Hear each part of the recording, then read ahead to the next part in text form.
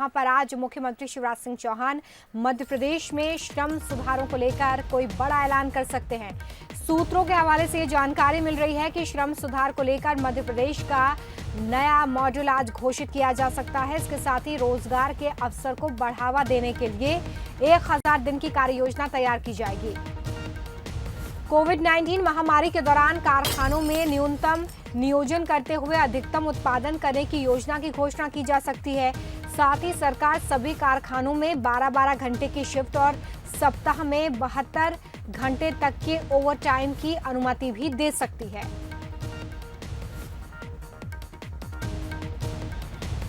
इसके साथ ही कारखाना अधिनियम 120 धाराओं में से लगभग 90 धाराओं में छूट प्रदान की जा सकती है। बताया यह भी जा रहा है कि कारखानों को वर्तमान में 2 रिटर्न के स्थान पर 1 रिटर्न की व्यवस्था भी हो सकती है। कारखानों के नक्शे, अनुमोदन, पंजीयन और लाइसेंस का नवीनीकरण सहित जो अन्य व्यवस्थाएं हैं वो 1 दिन में जारी करने की घोषणा भी की जा सकती है।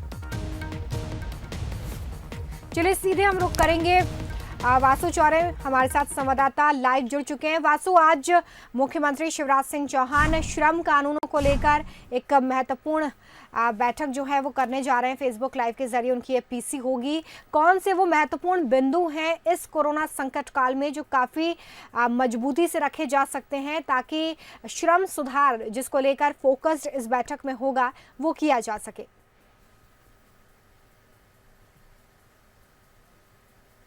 देखिए रोहित, आपको बताना चाहूंगा, बहुत लंबे समय से हमारा प्रदेश कोरोना के संकट से जूझ रहा है और इसका जो सबसे बड़ा साइड इफेक्ट वो देखने को मिल रहा है लोगों के स्वास्थ्य पे तो है ही, लेकिन उसके साथ ही जो इकोनॉमिकल कंडीशंस हैं, जो अर्थव्यवस्था है मध्य प्रदेश की, वो बुरी तरीके से चरमरा गई है।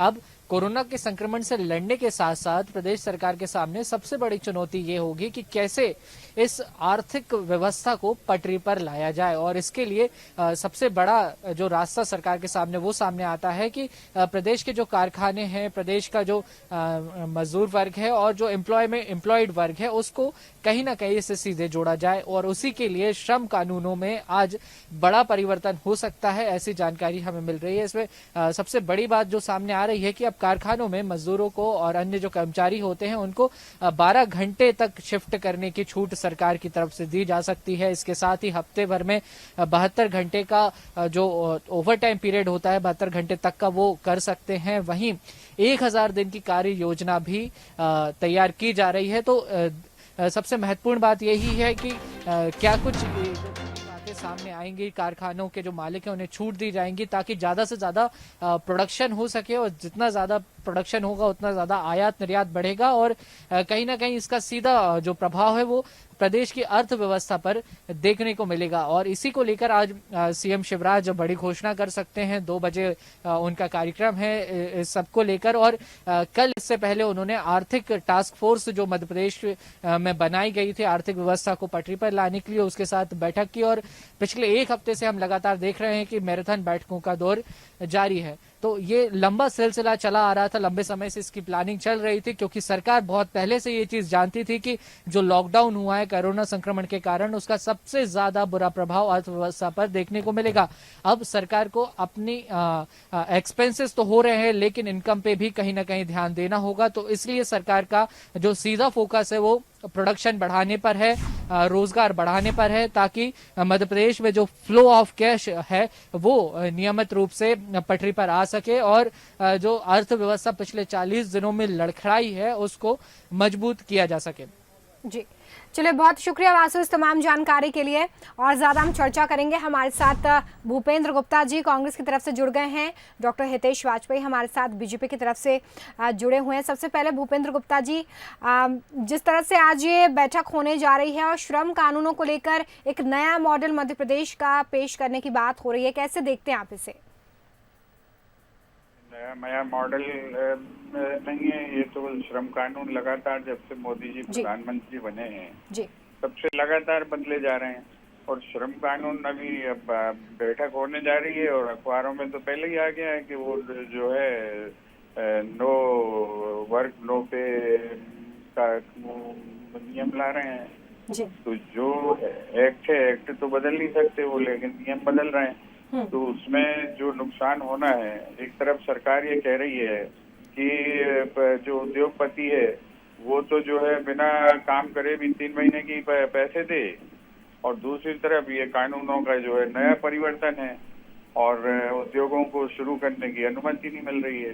तो ये सब चीजें विरोधाभासी हैं आपस में, और सरकार का जब तक जो है स्पष्ट नियम का रेगुलेशन सामने नहीं आते हैं तब तक इन पर कोई टिप्पणी करना उचित नहीं है। जी, हितेश वाजपेयी जी, जो नियम है वो उतने स्पष्ट नहीं है, ऐसा कहना है भूपेंद्र गुप्ता जी का। इसमें एक विरोधाभास दिखाई देता है। मुझे लगता है कि आप बहुत बेहतर तरीके से समझा पाएंगे।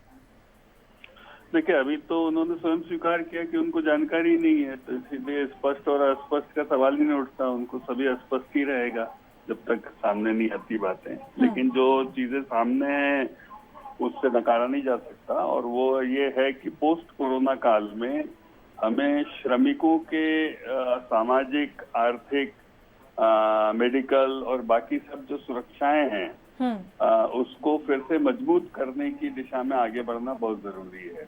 जी। और इसी ओर सरकार कदम उठाने जा रही है कि किस प्रकार से हम उनको इन तीनों फ्रंट पर मजबूत कर सकते हैं, क्योंकि सबसे ज्यादा वल्नरेबल क्लास जो होती है वो गरीब और श्रमिक क्लास होती है, जो अफेक्ट होती है किसी भी प्रकार की त्रासदी से, चाहे वो राष्ट्रीय स्तर की हो या स्थानीय स्तर की हो, या हम यदि मोटे रूप में कहें युद्ध और महामारी के बाद यदि किसी भी देश में सबसे अफेक्टेड क्लास होती है तो श्रमिक वर्ग होता है।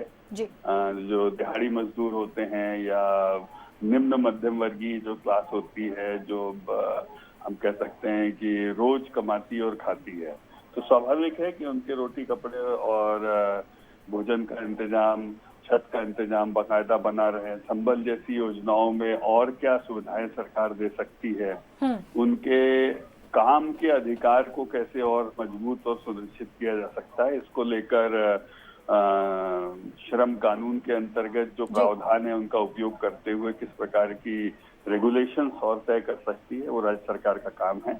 और बहुत अच्छा सुनियोजित, सोचा हुआ और समय से उठाया हुआ कदम मैं इसको मानता हूँ। चलिए, बहुत शुक्रिया आप दोनों का ये हमारे साथ जुड़ने के लिए। तो देखिए, श्रम कानूनों पर आज एक बड़ा ऐलान संभव है, और जिस तरह से यहाँ पर हितेश वाजपेयी जी कह रहे थे कि जब भी कोई आपदा, कोई महामारी या किसी तरह का युद्ध होता है तो सबसे ज़्यादा जो प्रभावित क्लास होती है वो श्रमिकों की होती है, और ऐसे में उन्हें सशक्त करने के लिए अब मध्य प्रदेश की जो सरकार है वो एक नए मॉडल की रणनीति तैयार कर चुकी है, जिसको लेकर आज एक बड़ा ऐलान हो सकता है। तो इस महामारी में किस तरह से जो श्रम सुधार है वो किया जा सकता है नए मॉडल के थ्रू, ये जरूर देखना होगा।